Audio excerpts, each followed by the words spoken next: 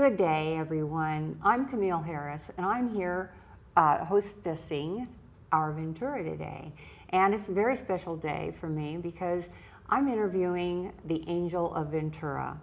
I'm interviewing someone who is so loved and so known in this town and has done more for it than anyone else that I know. And she is 90 years young, and I'm sure most of you know her, and it's going to be a thrill to have a conversation with her today. I'd like for you all to welcome today our beloved Helen Yunker. Hi, Helen. Hi. Thanks so much for coming. Well, I'm so honored that I was asked. Oh, you're always so busy. We feel lucky to have you. I know we could spend hours with all the things that you have done in Ventura and in your life after 90 years. What really interests me that you've done in this city that I don't think a lot of people know about is we're called the New Art City, but really without you, I don't think we would have had performing arts. And that came from your desire to create a complete, full art city program. And that came with the Rubicon. And what was the story on that? How did that come about? Well, I joined the Grand Dames, which is the women's nonprofit, helpers. And I was so impressed with the Rubicon and their programs and all that when they got into financial difficulty with the building and to buy the building, I helped and assisted them in purchasing the building, which was a great sacrifice for me, but I knew it was one I was willing to make. Yes. Well, what is it that you love so much about the Rubicon? I love the notoriety of their, and the variety of their performances. And they have a lot of people from equity, and they also have programs for the young people that are especially near and dear to my heart. And they're up there on stage gaining confidence through these various productions and things. And I think I've always wanted to help young people. Yes, yeah. I've seen that in a lot of your activities in Ventura. And I've seen it also. I think I saw you on stage in the Nutcracker over the holidays. And what were you doing there? Well, I serve on the Ventura County Ballet Board. And I'm interested in the young people, and it's just a thrill to work with them. And for several years, well, for 3 years, I was asked to perform in the Nutcracker, and of course, I didn't dance. You didn't? I think I have a sprained right toe. Oh, you would. But I had the auspicious honor of being the maid, and it was just a joy for me to be part of this production and to be performing with all these wonderful young people that are our future. Oh, yes. Yeah. They're our only source of adults, right? Yeah, right. Yeah. And then I know you're also involved in helping kids get educated here in Ventura. Yes. What's that all about? Well, I serve on the Ventura College Foundation Board since 1998.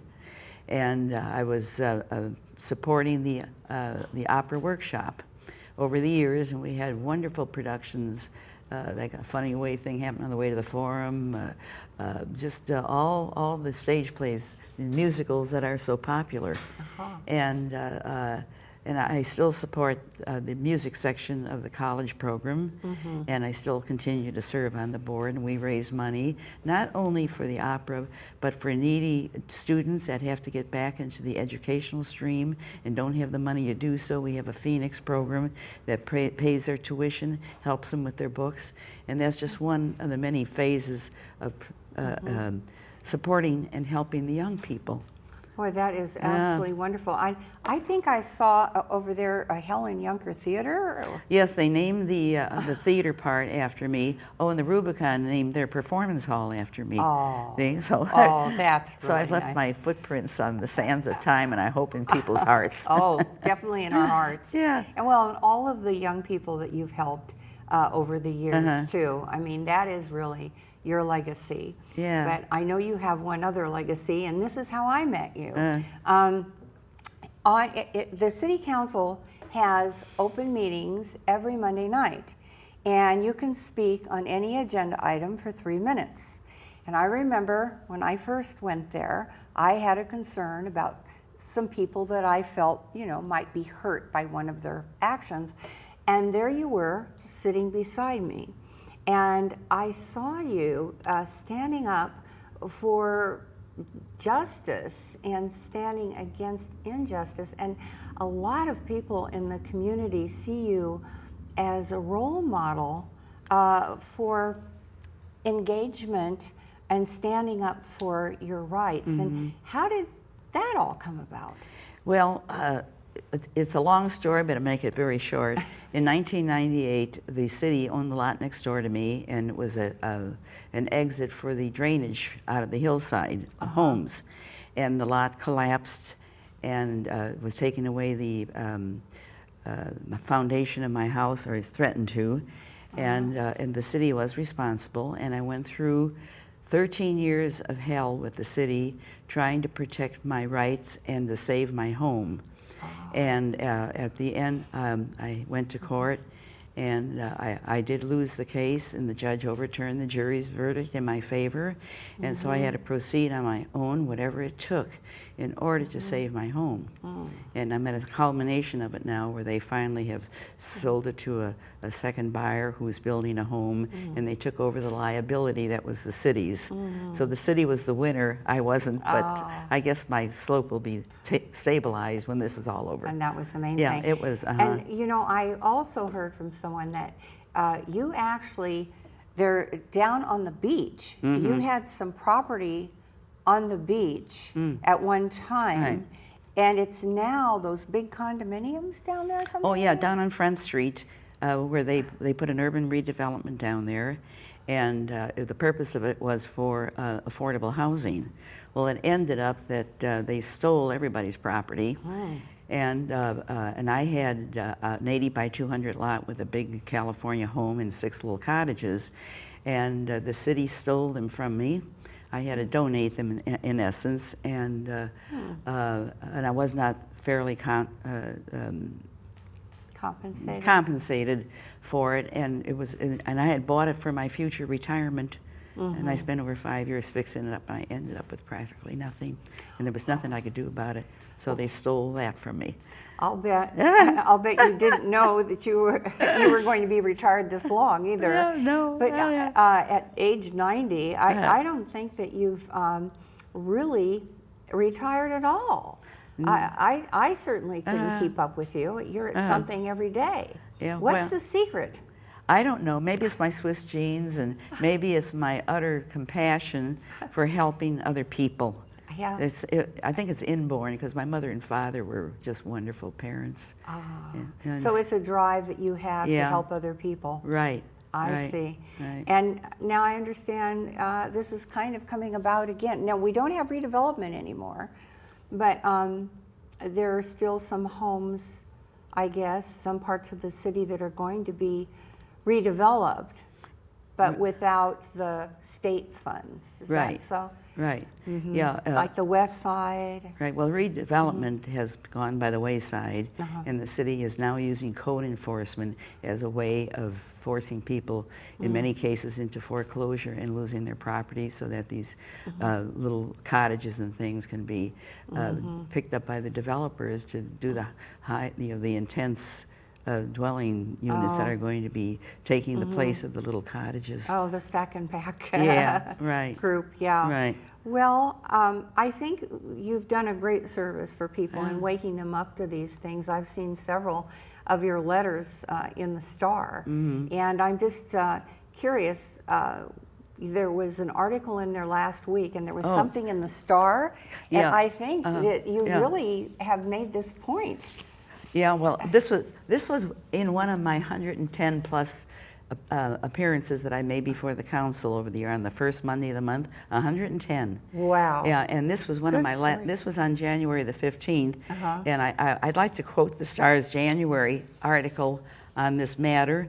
It was called Watchdogs Keep Their Eyes on Taxpayers' Assets. And quote, "We applaud those who unselfishly invest their time and talent by examining agendas, monitoring public meetings, writing letters to the editor to alert their fellow citizens to their public concerns, and we salute those who perform this service, and we encourage more residents to consider taking such an active interest in the people's business interest in the coming year." And of course, the reason I have become so impassioned is because I had to fight for my property rights, and it was a long, difficult struggle. And I was the victim of 12 plus years of punitive and unfair treatment by the city in my efforts to save my home. And I'm extremely proud to be one of these concerned citizens, having appeared 100 plus times before council to preserve my right and everyone else's rights for justice. And I guess this is what embodied me and helped me in my fight and to get the justice for people that I wasn't able to receive. And if we don't stand up for our rights, who does?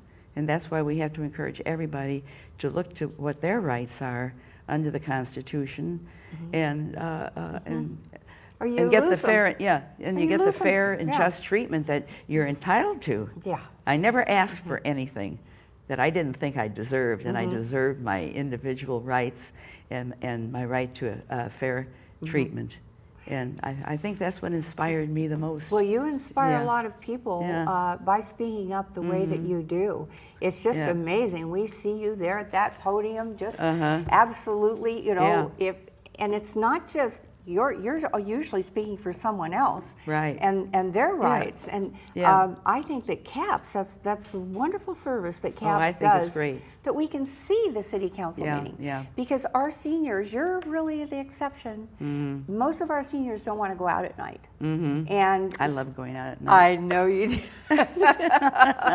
I know you do. But they don't want to go out. So the most important thing is to at least watch those city council meetings every Monday. They're at 6 o'clock, and they're at 10 o'clock Saturday morning and 10 o'clock Sunday morning. And I think they're on Sunday night also. On 15. And if people get those satellites, they tell you you can get local programming, but you can't get CAPS. You can't get the public service stations. You know. That's right, and that's why we need to. I think my main thing, as I told the city, that what they have to treat others as you would like to be treated. Yes, the old golden rule. Gold for you and gold for me. And if we both all work together, we'll be back on the gold standard. That's a good one, Helen. We need to get back on the gold standard as far as the golden rule goes, and start treating people Absolutely. well. I think that many times people in power, it's hard for them to feel empathy, you know, if they haven't been there. And it's hard for them to understand how hard it is for some of our older citizens and our lower income citizens who are just struggling to get food on the table. But the amazing thing to me is no matter where I go in Ventura, somebody comes up to me and thanks me for the fighting I did on their behalf. I've got a whole box full of thank you letters from people, students, their parents, and I save all those precious, precious letters. And if I do feel down at any time, I take a few of them out and I read them, and it inspires me to carry on. You know, and I say, you light up my life.